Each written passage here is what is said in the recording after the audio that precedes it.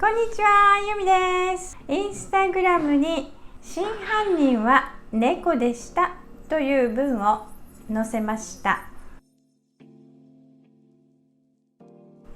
これを解説してみたいと思います。犯人という言葉は皆さん知ってますよね。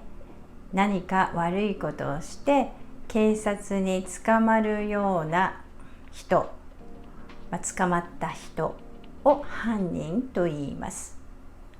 真犯人という言葉は犯人の頭に真がついています。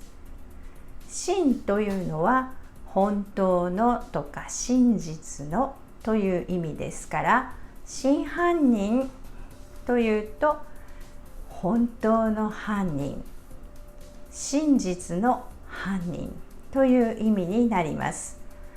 嘘ではない、偽物ではない犯人という意味です。この言葉は推理小説やテレビドラマで使われますけれども、犯人らしい人、犯人かもしれないなという人が何人かいて、その中で一人の人、あなたが真犯人でしたという感じで使われます。A さんが犯人だと思っていたのに、本当の犯人、真犯人はあなたです。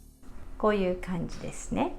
普通の会話であまり真犯人という言葉は使わないんですけれども、テレビ番組や小説で出てきますから覚えておいてください。インスタに載せた真犯人は猫でしたという文から、もしかすると猫ではない人か犬なんかが犯人として捕まってしまった可能性があります。